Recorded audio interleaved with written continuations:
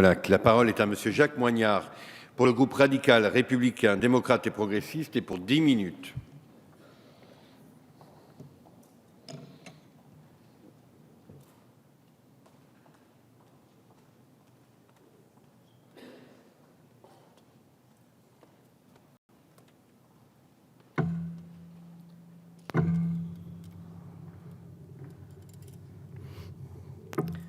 Monsieur le Président, Madame la Ministre, Monsieur le Président de la Commission des lois, Monsieur le rapporteur, chers collègues, nous sommes aujourd'hui réunis pour l'examen du projet relatif à la gratuité et aux modalités de la réutilisation des informations du secteur public, tout un programme. Afin de se mettre en conformité avec ces obligations européennes et parce que la transposition aurait dû intervenir au plus tard le 18 juillet de cette année, le texte qui nous est présenté aujourd'hui vise à transposer la directive du Parlement européen et du Conseil du 26 juin 2013, modifiant la directive du 17 novembre 2003 concernant la réutilisation des informations du secteur public, dite ISP. Par le biais de la directive de 2003, la France s'était dotée d'un véritable droit à la réutilisation des informations publiques, lui permettant d'apparaître en pointe dans le domaine du numérique par rapport à nombre des autres États de l'Union européenne, ça a été déjà dit. La France, déjà, par cette loi du 17 juillet 1978, portant diverses mesures d'amélioration des relations entre l'administration et le public et diverses dispositions d'ordre administratif, social et fiscal, reconnaissait à toute personne de droit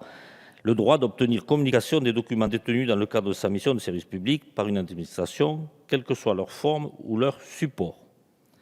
Dès son titre premier, les principes de la liberté d'accès aux documents administratifs et de la réutilisation des informations publiques étaient donc posés. Cette loi a aussi mis en place la Commission d'accès aux documents administratifs, la fameuse CADA, en ses articles 20 et suivants. Cette commission publie un rapport chaque année sur l'évolution de l'accès aux documents publics détenus par l'administration et à ce titre, le rapport d'activité pour 2013 fait état de l'augmentation d'activité de plus de 15% de cette fameuse CADA, portant le nombre de dossiers de demande d'accès à un document instruit à 5486 très précisément. Aussi, l'activité du Conseil auprès des administrations de cette commission s'est accrue, portant le nombre à plus de 2600 réponses écrites et plus de 4000 consultations téléphoniques pour les administrations. En vertu de ce mouvement d'ouverture des données publiques, le but est de permettre la mise à disposition d'office des documents au public, c'est-à-dire en dehors même de toute demande d'information formulée à l'administration. La CADA, prenant acte de ce mouvement, précise en effet que l'exigence de démocratie participative, d'efficacité administrative et de développement économique se conjugue pour justifier que soient prises au profit de tout un chacun les mesures propres à restituer aux informations publiques. Cette ouverture des données publiques est une chance pour l'administration, dans le contexte de la recherche d'efficacité, d'effectivité et de rentabilité. Ouvrir les données ne comportant pas d'informations à caractère personnel ou protégé, en application de la loi de 1978, permet de les offrir à tous avant même qu'une demande ne soit formulée, permettant à l'administration de s'épargner la répétition des opérations de communication individuelles et par là même limitant le coût pour le contribuable. Ainsi, le gouvernement, souhaitant changer la législation française en matière numérique, nous présente ce texte qui constitue, si l'on peut dire, l'acte 1 d'un ensemble cohérent de 3 textes, Madame la Ministre l'a rappelé tout à l'heure, sur l'open data. Les 2 suivants étant le projet de loi sur la République numérique, qui sera présenté par la secrétaire d'État au numérique, Axel Lemaire, et à suivre le projet de loi sur l'écosystème numérique, qui sera présenté par le ministre de l'Économie, de l'Industrie et du Numérique, M. Macron. Ces 3 textes permettront de mettre en place une réutilisation automatisée des données publiques, dès le recueil et la production des informations, afin de permettre la fluidité de la circulation de l'information entre collecteurs, producteurs et réalisateurs de l'information. Or, dans ce cadre, la Commission d'accès aux documents administratifs devra jouer un rôle déterminant et central de contrôle et de facilitateur d'accès aux informations. Par ces 3 textes, le gouvernement vise 3 points, je me permets, Madame la Ministre, de les rappeler. Ouvrir le champ des dérogations afin de recourir en majorité aux données ouvertes. Ensuite, encadrer la possibilité de signature d'accords d'exclusivité de la diffusion des données, limitée à 5 ans avec un réexamen tous les 3 ans. Et enfin, introduire la gratuité de diffusion des données, alors que la directive invite seulement, dans le cadre de la réutilisation de documents soumis à redevances prélevées par des organismes du secteur public, que ces redevances soient limitées aux coûts marginaux. Mais revenons à l'objet de ce texte, qui s'intéresse à toutes les données issues, détenues et produites par l'administration, ce qui relève d'un champ très large, vous en conviendrez. Il s'agit de tous les documents produits ou reçus par l'État, les collectivités territoriales ainsi que les autres personnes de droit public ou de droit privé dans le cadre de l'exercice de leur mission de service public administratif. Ne sont donc pas concernées toutes les informations ou documents produits ou reçus par l'administration dans le cadre de l'exercice d'une mission de service public, industriel et commercial, des documents sur lesquels des droits de propriété intellectuelle sont détenus, ainsi que des documents sur lesquels un droit d'exclusivité a été attribué, pas plus que sur les documents qui ne font pas l'objet d'une autorisation de communication en application de la loi du 17 juillet 1978, rappelée tout dernièrement, soit notamment toutes les informations à caractère personnel, bien sûr, et individuel. Le projet de loi vise à permettre la réutilisation de ces informations du secteur public,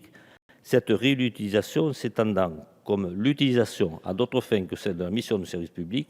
pour les besoins de laquelle elles ont été produites ou perçues.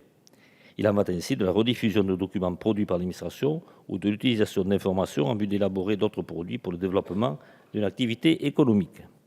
Cette vague de diffusion des données de l'administration a été de plus en plus utilisée, avec notamment l'ouverture de toutes les données relatives aux listes électorales, à la cartographie et à la géolocalisation dans le service Etalab, ou encore l'ouverture des données publiques en matière de géographie pour les handicapés moteurs avec le service Handimap à Lille, vous avez été cité tout à l'heure, et à Montpellier. Mais la pierre angulaire de ce texte est bien d'inscrire dans le texte le principe de la gratuité de l'accès aux données numériques publiques. Ce principe se justifie d'autant plus qu'en réalité, la redevance n'est pas forcément rentable étant donné les modalités de perception et les impacts qui en découlent. Les documents conservés dans les bibliothèques, musées ou archives font partie de ces informations et doivent faire l'objet d'une gratuité de rediffusion en application de la loi de 1978, afin de permettre au plus grand nombre d'accéder à l'information. Enfin, certains ont pu considérer que ce texte n'était pas nécessaire alors que même la secrétaire d'État chargée du numérique vient de lancer un chantier d'audition et d'appel à contribution sur Internet dans le cadre de la République numérique. Mais les délais de transposition de la directive de juin 2013 étant dépassés, ça a été dit, exposant la France au paiement d'indemnités pour défaut de transposition,